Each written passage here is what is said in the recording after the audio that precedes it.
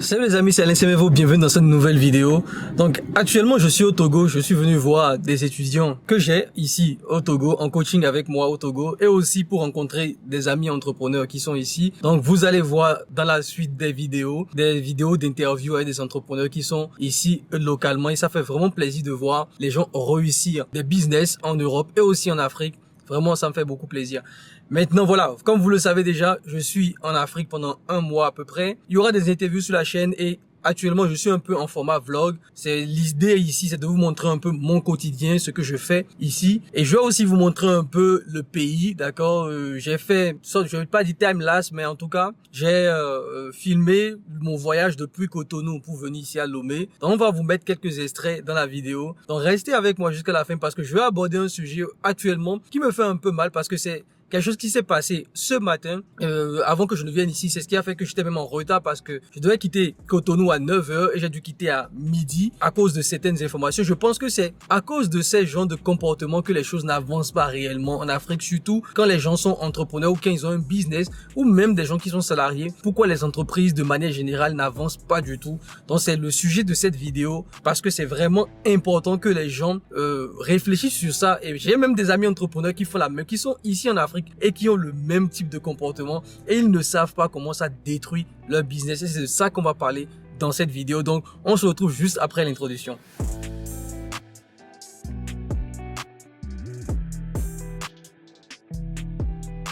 Salut les amis, donc comme je vous le disais, je suis au Togo. Je peux même vous montrer un peu.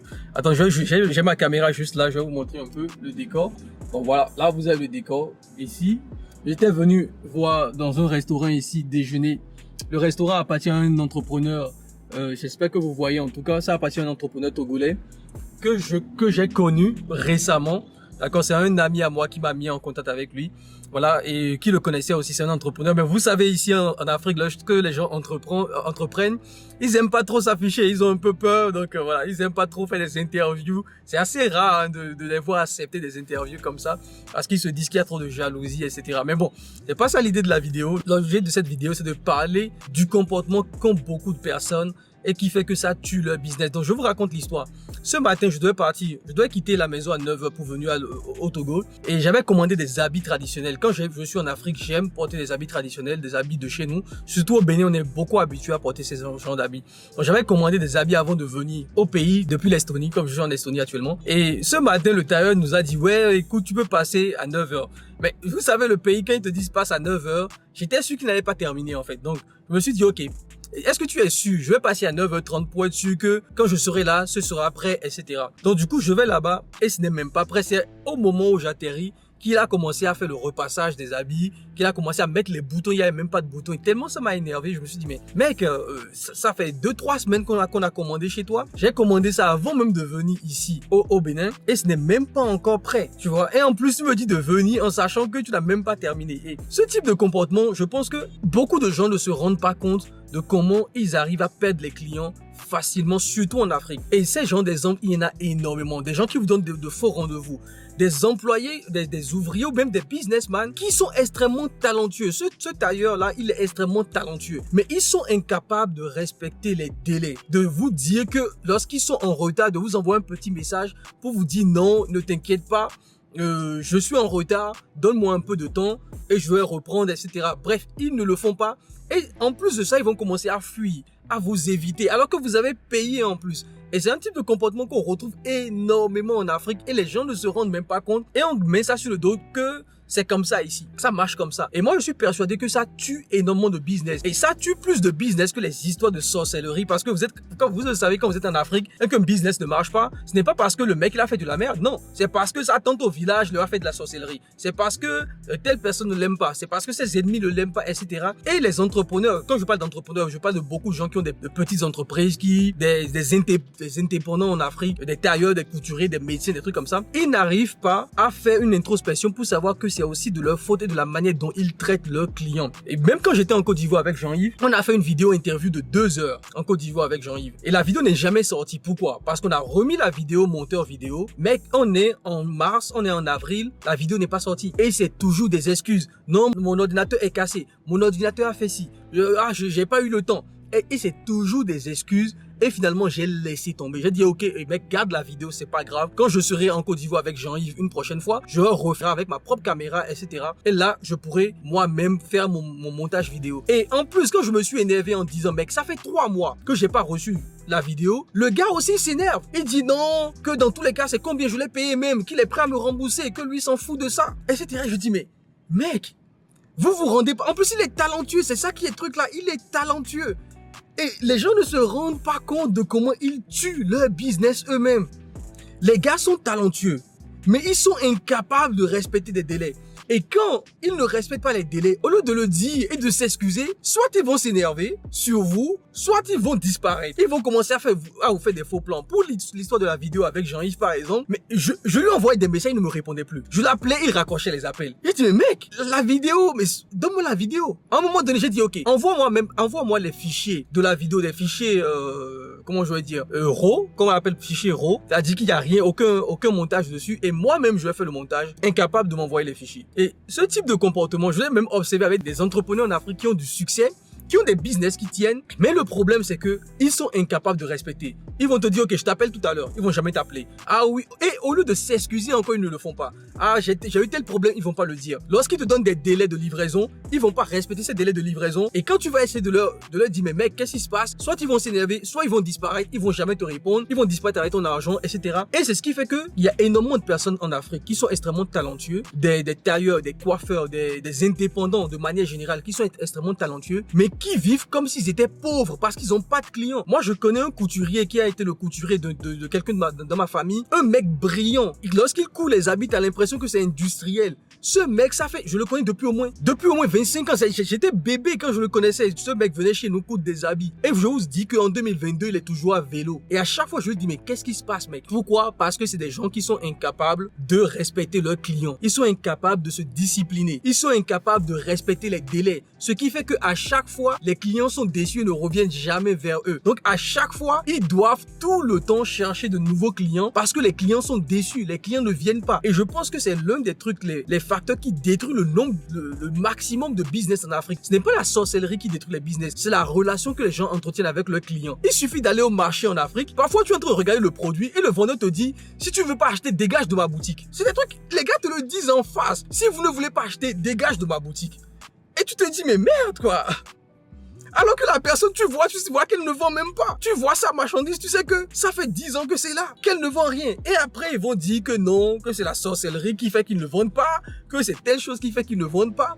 Et beaucoup sont frustrés parce qu'ils sont extrêmement talentueux, ils sont extrêmement compétents, mais ils n'ont pas de clients. Donc posez-vous la question les gars, surtout vous qui êtes dans ma communauté, qui êtes en Afrique. Posez-vous la question, si vous avez un business, un petit business, c'est pas, peu importe, peut-être que vous êtes informaticien, vous avez une boutique où vous vendez des ordinateurs, etc. Posez-vous la question, pourquoi votre business ne marche pas et demandez-vous quelle est la relation que vous avez avec vos clients. Et beaucoup de business ont des relations de merde en Afrique avec leurs clients. Ils les insultent, ils sont pas honnêtes, ils disparaissent à chaque fois et c'est ce qui fait même que même dans la diaspora, les gens comme nous qui habitons à l'extérieur, on a du mal à construire de vraies choses en Afrique parce que tu ne peux faire confiance en personne. Nous, on a construit des choses au Cameroun, on a fait une pisciculture au Cameroun, mais ce qu'on a mis dedans dans cette histoire, sincèrement, le nombre d'argent qu'on a perdu dans cette histoire au Cameroun, parce que le maçon n'a pas bien construit la clôture et la clôture de la maison s'est renversée. Le gardien qui vole qui vole le poisson.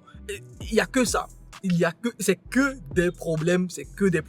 Et il faut être extrêmement résilient et extrêmement, comment je vais dire, il faut avoir le cœur dur ou bien le cœur, je sais pas, il faut avoir un gros cœur en tout cas pour accepter et ne pas se fâcher tout le temps parce que c'est des choses qui arrivent. Et moi, je trouve ça extrêmement dommage parce que si vous avez un business et que vous êtes honnête, lorsque vous avez des problèmes, vous le dites à votre client, je ne pourrais pas livrer aujourd'hui. Excuse-moi, je vais le faire demain ou après-demain et que vous respectez vos engagements, vous aurez des clients de façon récurrente, vous aurez des clients qui vont vous recommander encore plus parce que ce tailleur, par exemple, ce matin, qui n'a pas livré, moi, je n'irai plus jamais chez lui. Et la personne même qui me l'a recommandé m'a dit que, il va même plus commander parce que quelque part, il a fait honte à cette personne qui me l'a recommandé. Et cette personne dit qu'elle va même plus le commander, en fait, des habits chez lui, etc. Donc, juste pour ce geste-là, il va perdre 2 clients alors qu'on a payé extrêmement cher pour les habits. On a payé extrêmement cher pour ces habits-là. Donc, voilà un peu ce que je voulais dire par rapport à cette vidéo. Pour moi, c'est le truc qui tue le plus les business en Afrique, qui tue le plus les indépendants en Afrique, c'est de ne pas respecter leurs clients, les gars.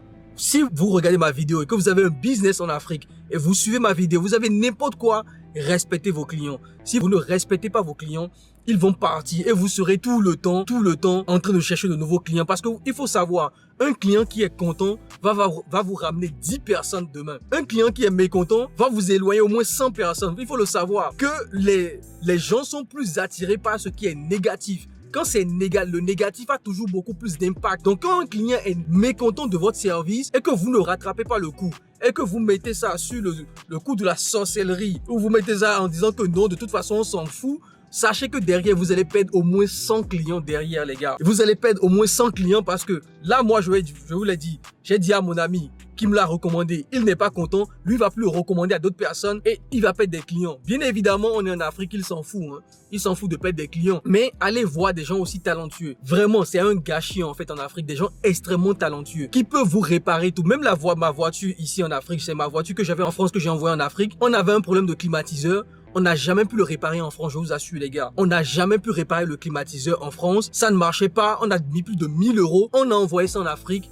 Les gars l'ont réparé pour 20 €. Ils ont réparé pour 20 € le climatiseur de cette voiture. Les gars sont extrêmement talentueux.